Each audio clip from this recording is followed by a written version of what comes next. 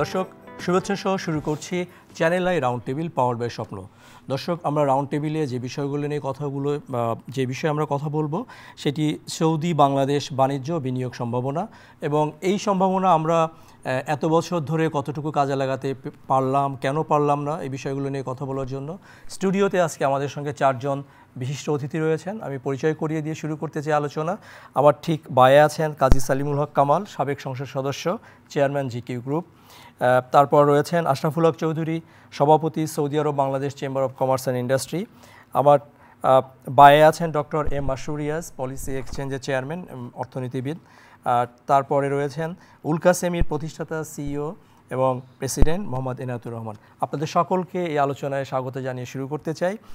আমি দর্শক বিষয়টি সৌদি বাংলাদেশ বাণিজ্য বিনিয়োগ সম্ভাবনা, যেহেতু আপনারা খেয়াল করেছেন গণমাধ্যমের মারফতে পত্রপত্রিকায় যে এই যে 6, 7, 8 3 দিনব্যাপী সৌদি আরব থেকে 20 জনের ডেলিগেট এসেছিলেন। তারা বাংলাদেশে 3 দিন, কেউ 4 দিনও ছিলেন, আজকে ফেরত যাচ্ছেন। তো চেম্বারটির সভাপতি রয়েছেন আমাদের সঙ্গে। আমরা সরাসরি আর সময় নষ্ট না করে আপনার কাছে জানতে চাইছি, আশরাফুল হক চৌধুরী, এই যে সম্মেলনটি হলো বিজনেস সামিট, তারপর আমরা জানি যে ফিল্ড ভিজিটও ছিল, সৌদি আরবের বিনিয়োগকারীদেরকে আপনারা নিয়ে গিয়েছিলেন। কি উদ্দেশ্য থেকে এই চেম্বারটি আপনারা করলেন?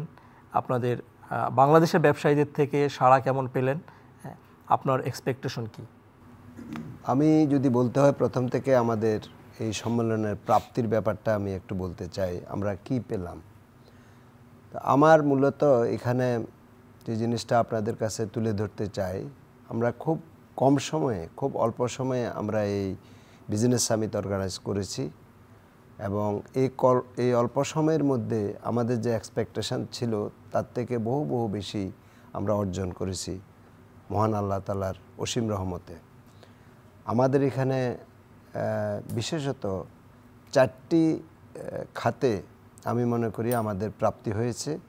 একটা, আমরা সাফল্যজনকভাবে আমাদের যে এক্সপেকটেশন ছিল যারা অংশগ্রহণ করবে তার থেকে আরও বেশি অংশগ্রহণকারীর সহায়তায় আমরা এই কনফারেন্স করতে পেরেছি।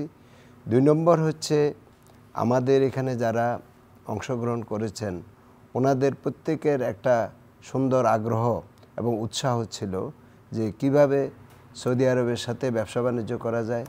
আর সৌদি যারা ডেলিগেশন আমাদের এখানে পার্টিসিপেট করেছিলেন ওনাদেরও ইচ্ছা বাংলাদেশের নতুন এনভায়রনমেন্টে, নতুন অবস্থায় কিভাবে তারা কোন খাতে ইনভেস্টমেন্ট করতে পারে। থার্ড, যেটা আমরা দেখেছি, সৌদি বিনিয়োগকারীরা বহুজন এখানে নতুন এসছেন, ওনারা বাংলাদেশ সম্বন্ধে কিছুই জানেন না, কিন্তু যখন ওনারা বাংলাদেশের বিভিন্ন জায়গায় গেলেন, ভিজিট করলেন, বিভিন্ন ইন্ডাস্ট্রি ফ্যাক্টরিতে গেলেন, প্লাস হচ্ছে আমাদের ব্যবসায়ী সমাজদের সাথে ইন্টারাকশন করলেন ব্যবসা বাণিজ্য সম্বন্ধে, ওনার ধারণা বাংলাদেশ সম্বন্ধে টোটালি চেঞ্জ হয়ে গেছে।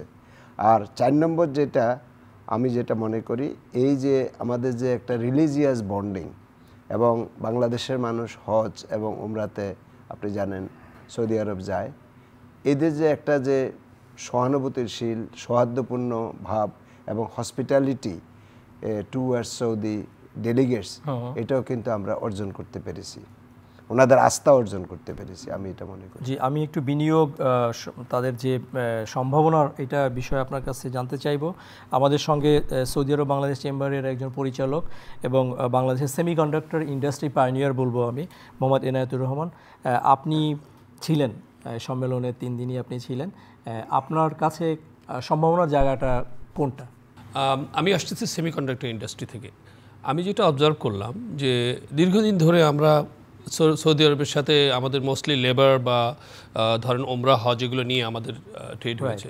তো নিউ যে বিজনেসটা সেটা হচ্ছে, ওরা একটা প্ল্যান নিয়েছে, ওরা বলে আশরিন তালাতিন 2030, যেটা সৌদি আরব চাচ্ছে new technology, new era, because they want to get out of their dependence on oil. আমি আসতেছি সেমিকন্ডাক্টর ইন্ডাস্ট্রি থেকে। I have office in silicon valley, and সৌদিরা অলরেডি আমার অফিস ভিজিট করেছে, and there are lot of interest synergy on the semiconductor side. আচ্ছা, so আমরা যেটা দেখেছি যে আমরা এই Bangladesh and Saudi Arab can work together to develop this sector, কারণ আমরা 2টা কান্ট্রি পিছিয়ে আছি, and we can do technological leapfrog. Saudi আরবের যথেষ্ট ইচ্ছা আছে, দেখলাম যে তার leadership is very much focusing to these industries. এবং semiconductor industry is not only bring knowledge, it will also bring many other things that will develop different industry. And তাদের dependence on many thing, তারা যে ধরেন Saudi defence থেকে শুরু করে সব কিছু, এখন যে সাইবার ওয়ার হচ্ছে, এগুলো অনেক কান্ট্রি চাইবে to develop their own chips so that they don't be fully dependent on other countries. এখন যেহেতু সেমিকন্ডাক্টর অনেক ইয়ে হচ্ছে, সো বাংলাদেশের যে সম্ভাবনা আমি দেখতেছি, আমি 18 বছর ধরে বাংলাদেশের বিজনেস আছে, I have a huge group. আমাদের কোম্পানি এখন আল্লাহর মতো ইটস ভেরি বিগ সাইজ। চারটি দেশে আপনাদের আমাদের 4টা দেশে আছে, আমরা কয়েকটা দেশ আমরা জার্মানিতে খুলতেছি এই মাসে, and also we are looking into Saudi Arabia and Japan, এটা আমাদের আরও পরে ছিল। সো আমারও খুব ইন্টারেস্ট ছিল to know about that. Now they realize that it will be mutually beneficial, তাদের জন্য সুবিধা হবে, এবং আমরাও আসলে দেখতে চাই আমরা কীভাবে কাজ করতে পারি। একটা এক্সাম্পল আপনাকে ভেরি কুইকলি দিই, যেটা এখানে হয়তো আমাদের গভর্নমেন্টকে আমি কনভিন্স করতে পারি না গত 17-18 বছর। যেটা আমি বলছিলাম যে আমার যদি ধরেন 30টা ইঞ্জিনিয়ার লাগে, আমি গভর্নমেন্টকে বলছি যে আমি 60টা ইঞ্জিনিয়ার হায়ার করবো, 30টার যে লোডেড কস্টটা সেটা গভর্নমেন্ট বিয়ার করুক, তাতে রিসোর্সটা ডেভেলপ হয়ে যাবে। এটা আমি কনভিন্স করতে পারিনি। Saudi no exactly what I am talking about. So এমন প্রপোজাল আমার কাছে এসছে অনেকগুলো ডিসকাশনে যে whether we can recruit Saudia, যেটা মালয়েশিয়ান হাই কমিশনার একই কথা বলছেন যে whether we can recruit Malaysian or Saudi, bring it here because I have big team, we can start developing the resources and Saudi government is willing to fund for that. So এগুলো অনেক কিছু সম্ভাবনা আছে। আমি আসবো আপনার কাছে আবার।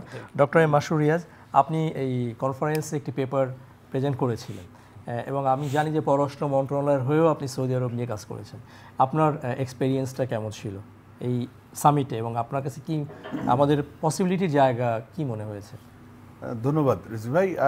সৌদি আরব বাংলাদেশ আমাদের মধ্যে যে অর্থনৈতিক কোঅপারেশনের সম্ভাবনা, সেটার বোধহয় 100 ভাগের 1 ভাগও এখন পর্যন্ত আমরা নিতে পারিনি। আমাদের এখন পর্যন্ত জনাব আশরাফ বলেছেন, এখন পর্যন্ত আমাদের সম্ভাবনা অ্যাকচুয়াল ইকোনমিক কোঅপারেশনটা mainly limited to migrant worker, যেখান থেকে রেমিটেন্স আসে, আর কিছু হলো যে আমরা রিলিজিয়াস যে ট্যুরিজম বলি বা রিলিজিয়াস ভিজিট, সেটার মাধ্যমে, সেটা সৌদি আরবের দিকেই বেশি লাভের পাল্লা ভারী, আমাদের দিকে না। আপনারা যদি দেখেন যে বাংলাদেশের যে বাংলাদেশ প্রায় $56 বিলিয়ন এক্সপোর্ট করে, আমার টপ 5টা দেশের এক্সপোর্টিং ডেস্টিনেশনের একটাও সৌদি আরব না। বাংলাদেশ প্রায় 70 বিলিয়নের আশেপাশে ইম্পোর্ট করে, আমার টপ 5টা ইম্পোর্ট সোর্সের একটাও সৌদি আরব না। এমনকি সৌদি আরব যেই বিষয়ে পৃথিবীতে খুব বিখ্যাত, মিনারেলস এবং কেমিক্যালস, পেট্রোলিয়ামটা মিনারেলসের মধ্যে, রাইট? সেই মিনারেলসে এবং আমরা $11 বিলিয়ন ইম্পোর্ট করি বছরে। আমার যে 4টা দেশ থেকে, মানে আমরা টপ 4টা দেশের একটাও সৌদি আরব না। আর কেমিক্যালস আমরা এখন আমার যতটুকু মনে পড়ে $3-3.5 বিলিয়ন আমরা ইম্পোর্ট করি। সার জাতীয় সার না, কেমিক্যালস যেমন রেডিমেড গার্মেন্টসে, টেক্সটাইলসে ব্যবহৃত হয় বা ম্যানুফ্যাকচারিংয়ে, এগুলো সেখানে সৌদি আরব থেকে আমরা খুবই স্বল্প আমরা ইম্পোর্ট করি। আর সৌদি আরবের ফরেন ইনভেস্টমেন্ট যদি আপনি চিন্তা করেন, বাংলাদেশে স্টক যেই মুহূর্তে এফডিআই স্টক কি আছে, গত অর্থ বছর মানে এর 23-24 অর্থ বছরে $34 মিলিয়ন অনলি। তাহলে আপনি দেখছেন আমরা আসলে কোন জায়গায়, সৌদি আরব $8 বিলিয়ন উপরে অ্যাপারেলস এবং টেক্সটাইলস ইম্পোর্ট করে, আমরা সেখানে বোধহয় এক্সপোর্ট একেবারে নাই বললেই চলে, যেখানে আমরা দ্বিতীয় বৃহত্তম এক্সপোর্টার। সৌদি আরব প্রায় $9 বিলিয়ন খাদ্যদ্রব্য ইম্পোর্ট করে, agro and process agro food. আমরা সেখানে অলমোস্ট ওই আমাদের বাংলাদেশিরা যেসব এথনিক গ্রুপে যেসব সিঙ্গারা, সমুচা, এই টাইপের এগুলো যায় বাংলাদেশ থেকে, আমরা আসলে অ্যাগ্রো প্রোডাক্ট তেমন কিছু এক্সপোর্ট করি না। ফার্মাসিউটিক্যালসে সৌদি আরবের প্রায় কয়েক বিলিয়ন ইম্পোর্ট আমরা একেবারেই করি না বললেই চলে। তাহলে আপনি দেখছেন বিনিয়োগ, এক্সপোর্ট, ইম্পোর্ট প্রতিটা জায়গাতেই আমাদের একটা বিশাল সম্ভাবনা আছে। এখন তাহলে পৃথিবীতে তো আরও দেশ আছে, সৌদি আরব বাংলাদেশের সাথে কেন করবে? কারণ বাংলাদেশের এমন মানে দুই দেশেরই মিউচুয়ালি এমন অফারিংস আছে যেটা দুই দেশের জন্য খুব বেনিফিশিয়াল। বাংলাদেশের ইয়াং লার্জ ওয়ার্কিং পপুলেশন আছে, 68% of the total population working age, young population. বাংলাদেশের লং টার্ম গ্রোথ প্রসপেক্ট আছে, এবং বাংলাদেশে খুব সুনির্দিষ্টভাবে প্রফিটেবল বিনিয়োগ এবং ট্রেডের অপরচুনিটি আছে। আর সৌদি আরবের কাছে আছে অলমোস্ট আনলিমিটেড বা কোয়ালিটি ক্যাপিটাল। সেকেন্ড হলো তাদের অভিজ্ঞতা, তারা ইনফ্রাস্ট্রাকচারে, তারা ধরেন হাইটেক ম্যানুফ্যাকচারিং, ইদানিং ডিজিটাল ইকোনমিতে এনায়েত ভাই বলছিলেন, সেগুলোতে পৃথিবী জুড়ে তাদের একটা সুনাম আছে। Good consumer also. Good consumer. তাহলে আমার কিন্তু দুইজন কমপ্লিমেন্টারি, আর সেই দিকে ইকোনমিক রিলেশনশিপ একেবারে সুনির্দিষ্ট সুযোগ আছে। আর দিন শেষে এটা বলতেই হবে, এটা প্র্যাকটিক্যাল, যে আসলে মুসলমান দেশ হিসেবে দুই দেশেরই এক দেশের প্রতি আরেক দেশের একটা আলাদা সহানুভূতি আছে, কিন্তু সেই সহানুভূতিকে আমরা বাংলাদেশ এনক্যাশ করতে পারি নাই এখন পর্যন্ত। এক্স্যাক্টলি, আমাদের এই সহানুভূতির কথা যেটা বলছেন বা ফ্র্যাটার্নিটির, এইটার কাজে লাগানোর জন্য পলিটিক্যাল উইল এটা খুব জরুরি। আমাদের সঙ্গে একজন রাজনীতিবিদ আছে, কাজী সালিমুল হক কামাল। আপনার কাছে জানতে চাইছি, আপনি সাবেক সংসদ সদস্য, বাংলাদেশ জাতীয়তাবাদী দল বিএনপির, যে প্রেস ব্রিফিংটা আমরা কভার করেছিলাম সোনারগাঁ হোটেলে, এই সৌদি আরবের ডেলিগেট সম্মানিত প্রেসিডেন্টও ছিলেন সেখানে, এই চেম্বারের, সেখানে একজন জার্মান নাগরিক, উনি সৌদি আরবের হয়ে এসেছেন বিনিয়োগ সম্ভাবনা দেখতে, উনি মাইকেল সাসেন, উনি বলেছিলেন যে পলিটিক্যাল স্ট্যাবিলিটি ছাড়া কোনো বিনিয়োগকারী এখানে আসবে না। কিন্তু উনি বাংলাদেশের পটেনশিয়াল নিয়ে তার কোনো সন্দেহ নাই। আমাদের যে ডেমোগ্রাফিক ডিভিডেন্ডের কথা উনি বলেছেন, আমাদের দেশের মানুষ খুব দ্রুত অ্যাডাপ্ট করতে পারে টেকনোলজি। তো রাজনীতিক স্থিতিশীলতার বিষয়ে আপনার কাছে জানতে চাই। সামনে ফেব্রুয়ারিতে ইলেকশন আমরা জানি, যে কোনো ব্যবসায়ী যেখানে ইনভেস্ট করবে সে অবশ্যই চাবে যে সেখানে একটা স্ট্যাবিলিটি থাক, পলিটিক্যাল স্ট্যাবিলিটি লং টার্ম, কারণ তার অ্যাটলিস্ট ইনভেস্টমেন্টটা সিকিউর করার জন্যে, সেটা নট অনলি সৌদি আরবিয়া, বাংলাদেশেও যারা থাকে তারাও কিন্তু একই কথা চিন্তা করে যে আমি যে টাকাটা ইনভেস্ট করব কি হবে আর কি। তো ফেব্রুয়ারিতে ইলেকশন হওয়ার কথা, আশা করি ফেব্রুয়ারিতে ইলেকশন হলে সেই মানে অনিশ্চয়তাটা দূর হয়ে যাবে। তবে আমি যেটা মনে করি, সাউদিদের সাথে আমাদের অনেক স্কোপ আছে।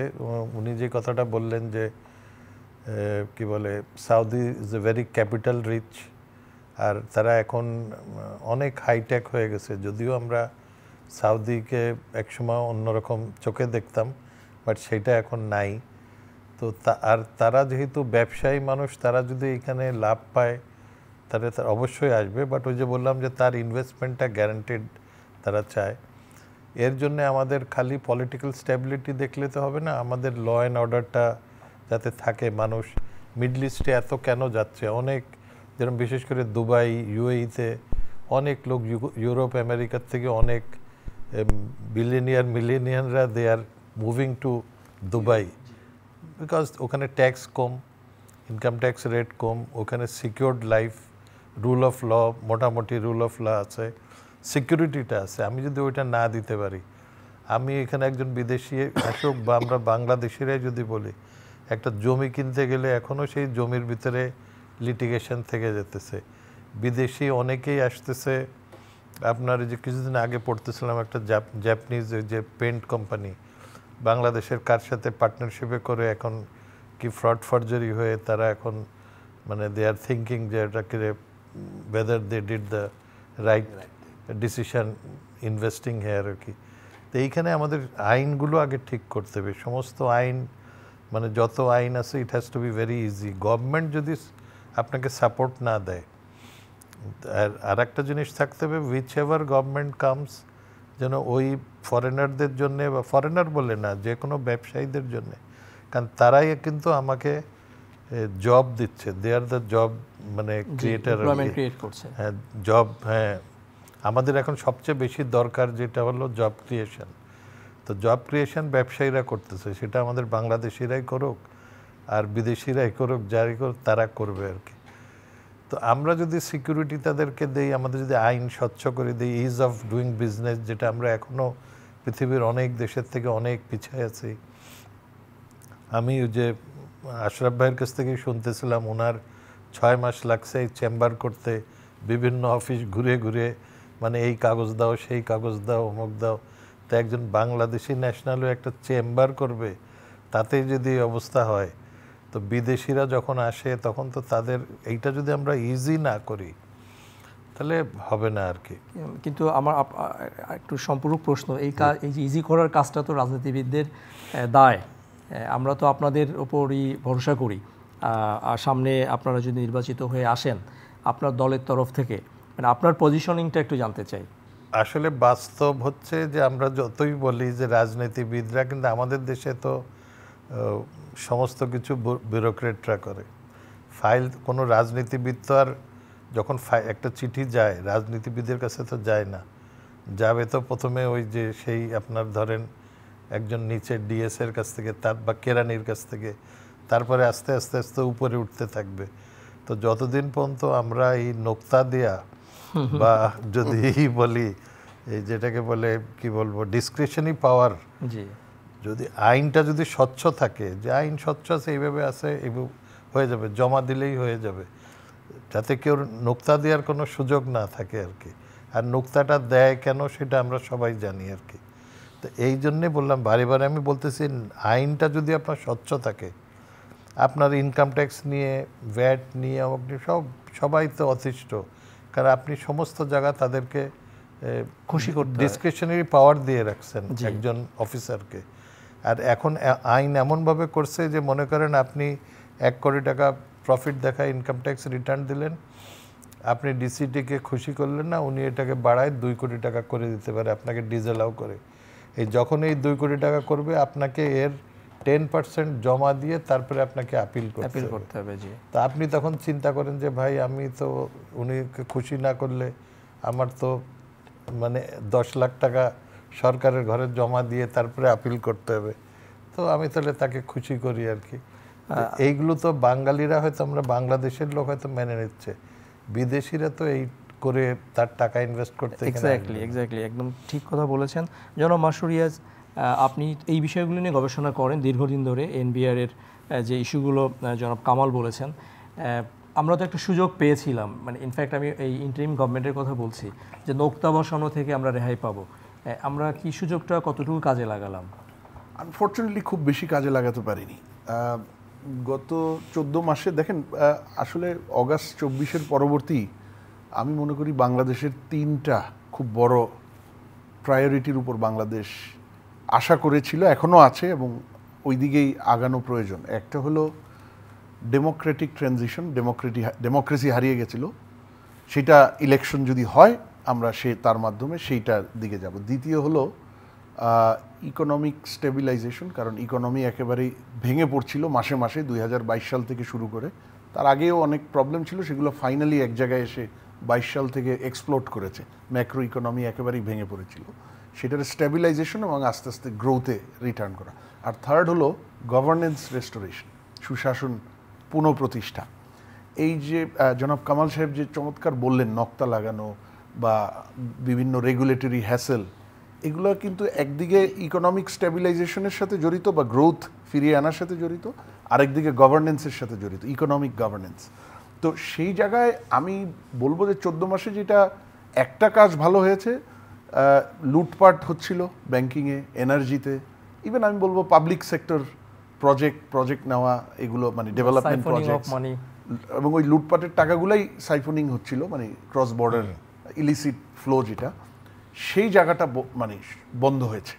হয়তো একেবারে শূন্য হয়নি, কিন্তু অ্যাটলিস্ট ব্যাংকে রাজনৈতিকভাবে লুটপাট বন্ধ হয়েছে, এনার্জিতে রাজনৈতিকভাবে লুটপাট বন্ধ হয়েছে, পাবলিক সেক্টরে হয়তো এখনও পুরোপুরি বন্ধ করা যায়নি, বাট অ্যাটলিস্ট বিনা কারণে মেগা প্রজেক্ট বা 1 টাকার প্রজেক্ট 10 টাকায় কোনো কারণ ছাড়া বিদেশি লোন, এগুলো এখন আর নেওয়া হচ্ছে না। এই জায়গাটা একটা গুড প্রগ্রেস, কিন্তু এটা তো একটা ধাপ মাত্র। আর বাকিটা যেটা গ্রাউন্ডে আপনি অভিজ্ঞতা চেঞ্জ করবেন, সেইটা তো ইজ অফ ডুইং বিজনেসের কথা কামাল সাহেব বলেছেন, আমার রেগুলেটরি ফ্রেমওয়ার্ক, আমার ট্যাক্স ফ্রেমওয়ার্ক, আমার ইনফ্রাস্ট্রাকচারের ডেফিসিয়েন্সি, সেই জায়গায় ব্যাপক সংস্কার দরকার ছিল। এবং এই সংস্কারগুলো কিন্তু ইজি সংস্কার, ইজি এই জন্য বলছি, এটা সংবিধান সংস্কারের মতো ঝামেলাপূর্ণ না, এটা পুলিশ বা জুডিশিয়াল রিফর্মসের মতো ঝামেলাপূর্ণ। এগুলোতে কেউ মানে বড় আকারের কোনো বাধা নাই, অনৈক্য সৃষ্টি হওয়ার কোনো কারণ নাই জাতীয়ভাবে, জাতীয় ঐক্যমত্যের দরকার। হ্যাঁ, কিন্তু আনফর্চুনেটলি ট্রেড অ্যান্ড ইনভেস্টমেন্ট, এই দুইটা জায়গায় রিফর্ম খুবই কম হয়েছে। ব্যাংকিংয়ে কিছুটা হয়েছে, কিন্তু যেই গতিতে হওয়া দরকার গত 4-5 মাসে বোধহয় সেই গতিটাও স্লো হয়ে গেছে ব্যাংকিংয়ে। কিন্তু বিনিয়োগে খুবই কম রিফর্ম হয়েছে। আমরা অনেক কথা শুনছি, অনেক মিটিং দেখছি, ঠিক আছে, সেটাকে খারাপ বলবো না, কিন্তু বাংলাদেশ তো আসলে যেই জায়গাটায় ছিল, আপনার ঘরে আপনি অতিথি ডেকে আনবেন, দেশি বিদেশি বিনিয়োগকারী, তো ঘর যদি ভাঙা থাকে আগে ডাকবেন না আগে ঘর ঠিক করবেন? তো ঘর ঠিক করার কাজটা হয় নাই। আর আমার ট্রেড এনভায়রনমেন্টও বেশ complex, trade facilitation issue, trade policy, আপনার বর্ডার ক্লিয়ারেন্স, কাস্টমস ক্লিয়ারেন্স, পোর্টের ক্যাপাসিটি, আর এদিকে আপনার ট্রেড পলিসি, আমার ট্যারিফ ইস্যু, এগুলোতে রিফর্ম হয় নাই বললেই চলে। তো যার ফলে আমার গ্রাউন্ড রিয়ালিটি খুব বেশি পরিবর্তন হয়নি। জনাব এনায়েতুর রহমান, আপনি মাসখানেক আগে প্রধান উপদেষ্টার সঙ্গে সাক্ষাৎ করেছিলেন, আপনারা কয়েকজন বাংলাদেশি নাগরিক। আপনার এই যে এক্সপেরিয়েন্সটা যদি শেয়ার করেন, মানে সরকারের সদিচ্ছা আমরা যে একটা মোমেন্টাম পেলাম, আপনার কি মনে হয়েছে, আমরা কি এটা হারাতে যাচ্ছি কিনা, যেটা ডক্টর মাসুদ রিয়াজ এক্সপ্লেইন করলেন? যেহেতু আমি আসতেছি টেকনোলজি ওয়ার্ল্ড থেকে, আমার একটা সুবিধা আছে, আমি যেটা দেখলাম যে আমি বাংলাদেশে কোনোদিন কাজ করিনি, বাট আমার ইউএস রেজিস্টার্ড কোম্পানিও আছে। আমি যেমন প্রধান উপদেষ্টার সাথে দেখা করেছি, বিকজ আমরা মেডিকেলের একটা চিপ করতেছি, আমরা কিন্তু 9 বছর ধরে কাজ করতেছি এই কাস্টমারের সাথে। উমর ইশরাক যখন আসলেন আমাকে যেতে বললেন প্রধান উপদেষ্টা, আমি গেছি। আমি যেটা সুবিধা দেখেছি আমার মাই পার্সপেক্টিভ, যে অনেকগুলা রেগুলেটরের কথা যিনি বলতেছেন, এটা আমি কম ফেস করতেছি, বিকজ আমার সমস্ত লাইবিলিটিগুলো আমার ইউএস কোম্পানি নিচ্ছে। বিকজ আমি কিন্তু বাংলাদেশে 1 টাকাও কামাইনি লাস্ট 18 বছর, নট এ সিঙ্গেল টাকা, everything coming from outside. But biggest challenge হচ্ছে যে আমি যখন কন্ট্রাক্টগুলো সাইন করি ইউএস কোম্পানির সাথে, অ্যাপলের সাথে, সবার সাথে, আমাকে ইউএস লয়ার দেওয়া, লাইবিলিটিটা, ইন্স্যুরেন্স নেওয়া, সব কিছু ইউএসএ থেকে করতে হচ্ছে। অ্যান্ড ব্যাক এন্ডে আমি বাংলাদেশকে ওইভাবে সাপোর্ট করতেছি, because we need huge resource development. আমি দেখলাম যে বাংলাদেশি যারা বেসিসের সাথে যারা কথা বলছে, they are facing all sorts of problem, টাকা পাঠানো, রেগুলেটরি যেটা আপনি বলতেছেন ওই ধরনের প্রবলেম। আমি প্রবলেম কোথায় দেখতেছি, ক্যাশ ইনসেন্টিভের ব্যাপারে সমস্যা দেখতেছি। একটা বাইরে থেকে সার্ভার আনতে হচ্ছে, কাস্টমার একটা ফর্টিনেট বক্স শিপ করতে চাচ্ছে, আমি নিতে পারছি না, because there is no process to bring it here, এয়ারপোর্টে আটকে রাখবে 2 মাস, আপনি এখন ওদের সাথে ফাইট করতে হবে। এই জিনিসগুলা অনেক ইজিলি উনি যেটা বললেন, এটা তো কোনো ব্যাপারই না, এটা করা উচিত ছিল। এটা আগের গভর্নমেন্টকেও বলেছে, সবখানে বলেছে, everybody was very sympathetic to our problem, but things war moving. But আমি যেটা আপনাকে বলবো, আপনি একটু প্রধান উপদেষ্টা, I am very hopeful about the country. আমার মনে হয় যে আমাদের যে পপুলেশন ডিভিডেন্ড, আমাদের যে একটু লোকজন খুব অপটিমিস্টিক, আমি নিজেও খুব অপটিমিস্টিক, নাহলে এই দেশে আসতাম না, এত 18 বছর ব্যবসা করতাম না। অনেক সম্ভাবনার দেশ বাংলাদেশ, আমরা হয়তো we all have to work together to make it নিশ্চয়ই অপটিমিজম ছাড়া তো আমরা চলতে পারবো না। জনাব আশরাফুল হক চৌধুরী, এই যে 3 দিনের যে সামিটটা হলো, এখানে কি সৌদি আরবের কারোর সাথে কি আমাদের কোনো সমঝোতা বা কোনো সম্ভাবনার জায়গা আপনি বলবেন কিনা দর্শকদের? আমার মনে হয় যে এটা একটা ভালো উদ্যোগ আমরা নিয়েছি। অ্যাটলিস্ট বাংলাদেশ সম্বন্ধে সৌদিদের যে একটা পজিটিভ ধারণা, সেই ধারণাটা আমার মনে হয় যে ওনারা পেয়েছেন। আর ডক্টর মাসরুর যে কথাটা বললেন যে আপনার ট্রেড ইমব্যালেন্সটা দেখেন, আমরা সবসময় দেখে আসছি যে ইইউ, আমেরিকা, ইংল্যান্ড বা ওইসব মুখে আমরা শুধু আরএমজি নিয়ে চিৎকার করছি। অন্যান্য প্রোডাক্টগুলো আমাদের এক্সপোর্ট কিন্তু কম ওইসব দেশে, কারণ আমাদের এই প্রোডাক্টগুলো যারা ব্যবহার করে ওনারা কিন্তু মনে করেন আমেরিকান অথবা ইউরোপিয়ান, তারা কিন্তু করে না। আমাদের এই প্রোডাক্টগুলো ব্যবহার করে একমাত্র যারা বাঙালিরা বাইরে আছে, এবং সেই এথনিক গ্রুপটা সবচেয়ে বেশি হচ্ছে সৌদি আরবে, প্রায় 35 লক্ষ বাংলাদেশি। কিন্তু আমার কাছে খুব দুঃখ লাগে এবং আমি খুব চিন্তিত এই কারণে যে আমাদের এই imbalance of trade only dependent on ready-made garments and not also taking the other sector or products into consideration where যে আনতে পারি। সেই জন্য আমাদের এই উদ্যোগ, এবং এই উদ্যোগের কারণে আমরা যেটা চিন্তা করছি, in addition to readymade garments, এই যেমন বাংলাদেশের আপনার ফুটওয়্যার, বাংলাদেশের লুঙ্গি, বাংলাদেশের গামছা, বাংলাদেশের খাদ্যদ্রব্য, বাংলাদেশের চা, বাংলাদেশের জুট। আপনি তো একজন সৌদি বিনিয়োগকারীকে নিয়ে গিয়েছিলেন লুঙ্গি কিভাবে কোথায় হচ্ছে দেখাতে, সেই এক্সপিরিয়েন্সটা শেয়ার করুন। উনি অসম্ভব ধরনের আশাবাদী এবং he is very much impressed Singh যে আমাদের টেকনোলজি আছে, যে আমাদের কোয়ালিটি মেনটেন করতেছে, এবং যতগুলো প্রোডাক্ট তৈরি করা হচ্ছে ওই প্রোডাক্টগুলো সৌদি আরবে ইজিলি মার্কেটিং করা যায়। এবং যেহেতু আমাদের 35 লক্ষ বাঙালি, আমরা চিন্তা করছি যে যদি তার 50%ও যদি বাংলাদেশ থেকে যায় বাংলাদেশি প্রোডাক্ট, বাংলাদেশের ট্রেড ইমব্যালেন্সটা যেটা ডক্টর মাশরুফ বলতেছেন এটা বহু অংশে কেটে যাবে। জি, অনেক ধন্যবাদ আপনাকে জনাব। আমাদের অফিসে এসেছিল, সরি। জি, আমি আপনার কাছে আসছি জনাব সালিমুল হক কামাল। সৌদি আরবের সঙ্গে বাংলাদেশের সম্ভাবনার কথা নিয়ে আমরা আলাপ করছিলাম। আপনার যে দীর্ঘ অভিজ্ঞতা এবং ইকোনো বল পেন দিয়ে লিখতে লিখতে আমরা আসলে বড় হয়েছি, আমি আমার কথা বলছি, আপনি সেই ইকোনো বল পেন ফ্যাক্টরির উদ্যোক্তা, আপনি সম্ভাবনার জায়গাটা কি দেখছেন? অপটিমিজমের কথা বলেছেন জনাব এনায়েতুর রহমান। সম্ভাবনা তো অবশ্যই অনেক আছে। আমাদের সবচেয়ে বড় মানে আমি একটু ওনার সাথে একটু ডিফার করি যে উনি খালি প্রোডাক্টের কথা বলতেছেন, বাট প্রোডাক্টের থেকে আমাদের বাংলাদেশের সবচেয়ে বড় অ্যাসেট হলো জনশক্তি, ম্যান পাওয়ার। আমরা এখন যেই ম্যান পাওয়ার আমরা মিডল ইস্টে দেই বা সারা পৃথিবীতে যায়, আমাদের সিঙ্গাপুরে কি যাচ্ছে কনস্ট্রাকশন ওয়ার্কার, জাপানে মালয়েশিয়াতে যাচ্ছে হয়তো ফ্যাক্টরি ওয়ার্কার আর কিছু কনস্ট্রাকশন ওয়ার্কার, মিডল ইস্টে যাচ্ছে কিছু কনস্ট্রাকশন ওয়ার্কার আর কিছু একদম সাউদিতে ক্লিনার এইগুলো বেশি আর কি। তা আমরা যদি আমাদের ওয়ার্কফোর্সকে ট্রেন্ড করে, ইটস ম্যাটার অফ অনলি আমার মানে 3 to 5 ইয়ার্সের ভিতরে আমরা যদি ঠিক করি যে না আমরা আর এই সুইপার ক্লিনার পাঠাবো না, আমরা টেকনিশিয়ান পাঠাবো। আমরা মিডল ইস্টে টার্গেট করব যে আমরা টেকনিশিয়ান পাঠাবো, গাড়ির মেকানিক্স পাঠাবো, আমরা ড্রাইভার পাঠাবো, আমরা মেডিকেল যে থাকে মেডিকেল টেকনিশিয়ান পাঠাবো, অ্যাসিস্ট্যান্ট পাঠাবো, নার্স পাঠাবো। নার্সেরও যে আমি সেদিন ওদের প্রেস রিলিজেও দেখলাম ওরা নার্সের একটা বিরাট, জি ওনারা ভিজিট করেছেন universal medical college and hospital visit করেছেন, নার্সের জন্য একটা নার্সের বিরাট। এইটা করতে পারলেই কিন্তু আগামী 5 বছরের ভিতরে দেখবেন রেমিটেন্স ডাবল হয়ে যাবে। আর রেমিটেন্স মানে কি এটা 100% ভ্যালু অ্যাডেড। আর আমরা যতই এক্সপোর্ট করি বাংলাদেশ থেকে এক্সেপ্ট এগ্রিকালচারাল প্রোডাক্ট, এই ভ্যালু এডিশন কিন্তু খুব কম। জি আমরা লুঙ্গি বলি আর গার্মেন্টস বলি যাই বলি, এগ্রিকালচার প্রোডাক্টই 100% আমাদের দেশের ভ্যালু এডিশন, বাকি সবই তো আমাকে ইম্পোর্ট করে নিয়ে আসা লাগছে।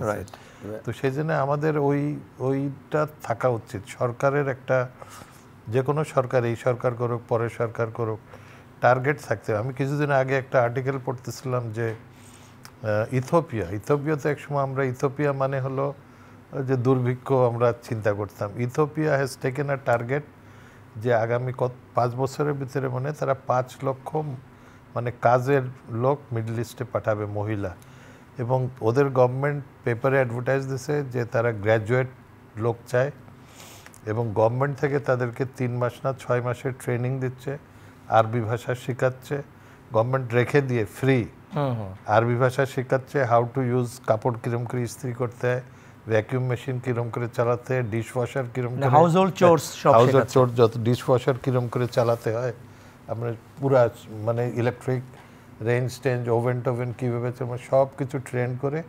এবং প্রতিটা এমবেসিকে মিডল ইস্টে যত আছে they have given a target যে তোমাদের প্রতিটা এমবেসিতে বছরে এতজন করে লোক পাঠাতে পারে, they have a target. But আমাদের তো এরকম কোনো টার্গেট নাই আর কি। We can follow.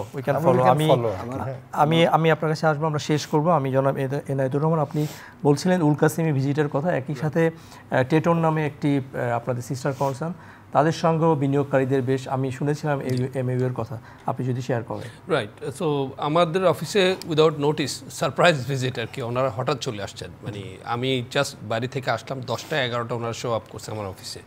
সো আমার মনে হয় আমি 15 মিনিট সময় পেয়েছি প্রিপেয়ার হওয়ার জন্য। লিটারলি মিটিংটা স্কেডিউল করি, but they are very impressed to see our presentation and the way we showed. আমাদের অফিস ঘুরে টুরে দেখাইলাম, because we always receive visitors in our office. So Titon আমরা চিপ করি, আমাদের sister company Titon chip use করে প্রোডাক্ট করে।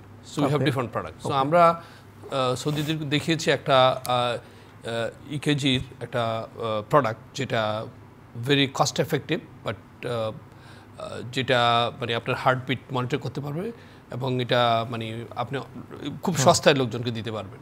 সৌদি যেটা চাচ্ছে সেটার সাথে আরও ভ্যালু অ্যাড করা, আমরা এআই ড্রিভেন করতে পারি। যেমন হসপিটাল যদি অনেক পেশেন্ট, অনেকগুলো হসপিটাল আছে, অনেক হার্টের পেশেন্ট আসতেছে, কিন্তু প্রায়োরিটাইজ করার জন্য এআই উইল প্রায়োরিটাইজ যে এই রুগীটাকে আগে দেখো, যদিও ওই আগে আসছে, because he is in a much more critical ইয়েতে। ওই জিনিসটা আমরা এখন ডিসকাস করতেছি। This is very interesting. আমাদের ওই চিন্তাটা আছে, আমরা ওইটা নিয়ে অলরেডি ডেভেলপ করতেছি, and they already told us also. So I can see those kind of possibilities.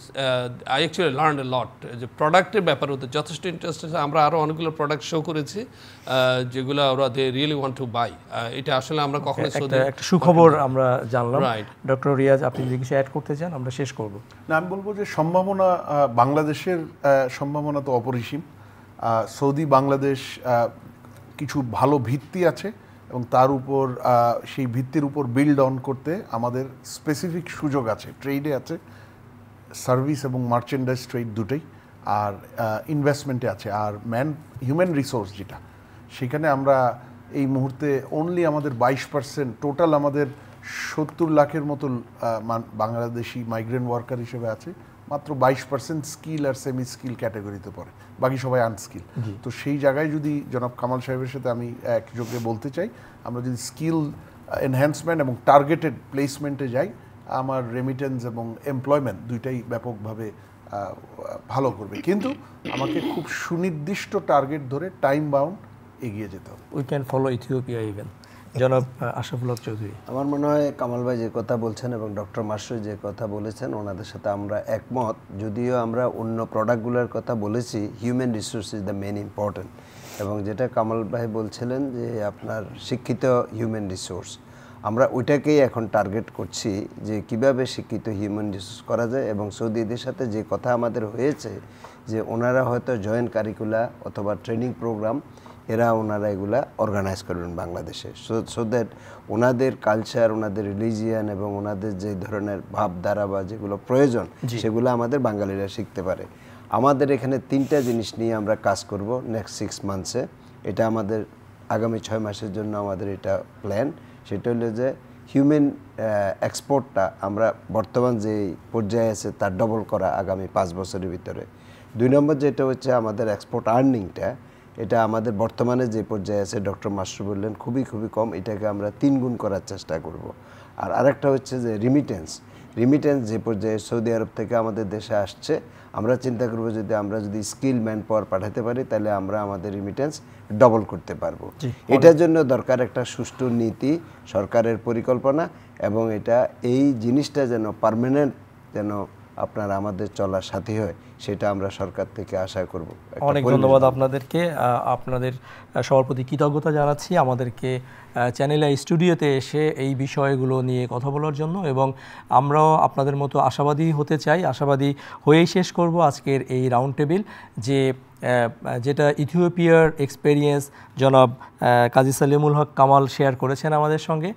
সরকার যদি আসলেই মিন করে এবং সুনির্দিষ্ট লক্ষ্য পরিকল্পনা নিয়ে সামনে এগিয়ে যায়, তাহলে নিশ্চয়ই আমরা সৌদি আরব বাংলাদেশ চেম্বারের সভাপতির যে কথা, আমরা রপ্তানি, আমাদের প্রবাসায়, আমরা সব কিছুই আসলে বহুগুণে বাড়াতে পারি। দর্শক, সুস্থতা কামনা করে শেষ করছি আজকে চ্যানেলের রাউন্ড টেবিল।